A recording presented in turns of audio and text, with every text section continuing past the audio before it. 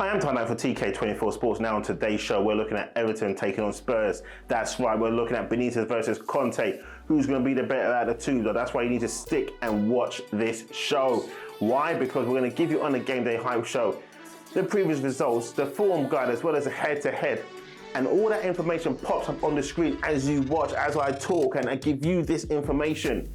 So that's why it's equally important. Also, you like, subscribe, turn that notification on. And the reason why I'm asking you to like and subscribe right now, if you can, is because that way you don't have to do it again.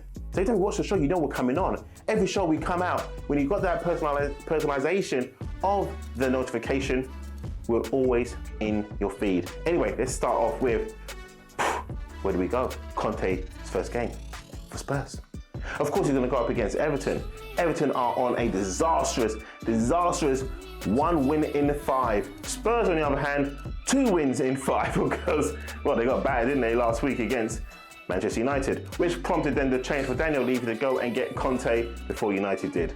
But anyway, Benitez, he's on a bad run. Spurs on a bad run. Conte's not on a bad run, but you're going to get a bounce from Spurs, aren't you? You're going to see these players just bounce back and start playing like, oh look, it's the Conte effect. Oh, well, you could say it's a Conte effect in the effect of the players just do not want to get sold come January, come to the end of the season. So a lot of these players are now playing for their livelihood. When I say their livelihood, playing for Spurs. Because if Conte's not going to want them there at the end of the season, they're gone, regardless.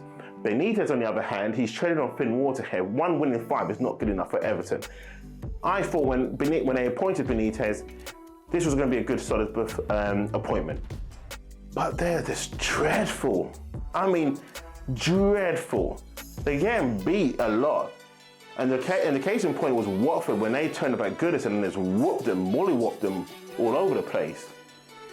Spurs, on the other hand, is Harry Kane going to show up? Is Harry Kane going to now say, watch what I do, people? And if he does, that to me, that's not acceptable. Those pundits on the likes of Sky Sports and BT got a caning for it, because you can't be rubbish because Nuno was there and then Conte comes in, you now want to be a world beater. That for me doesn't work. But anyway, where's this game going to be won? It's got to be won not in midfield and not in defence, because both those teams are rubbish there.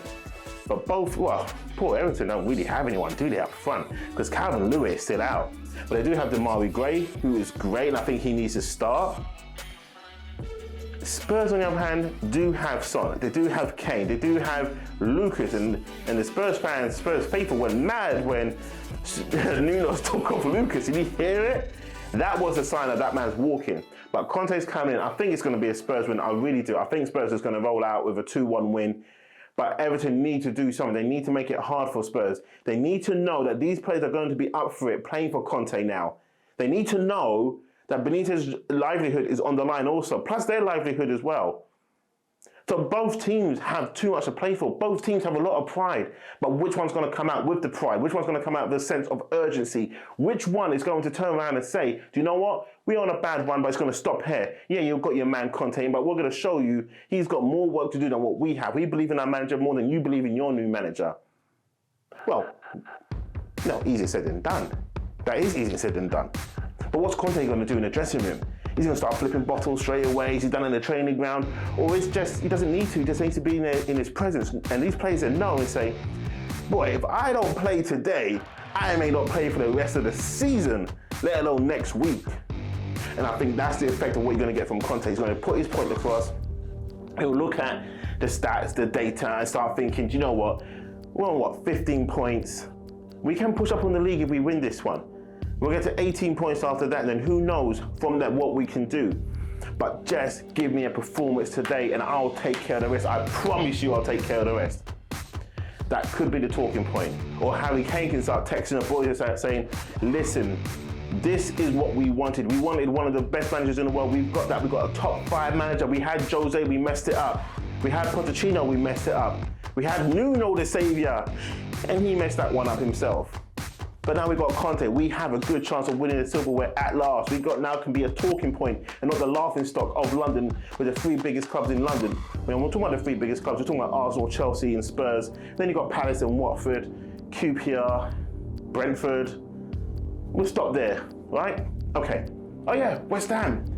West Ham. Hey, West Ham fans, if you're watching this, Don't come at me. Still come at me. Still like, subscribe, turn that notification on. But anyway, if you're new to the show, please watch, please like, and keep on sharing the love. Thank you for watching. I'm Ty Knight for TK24 Sports.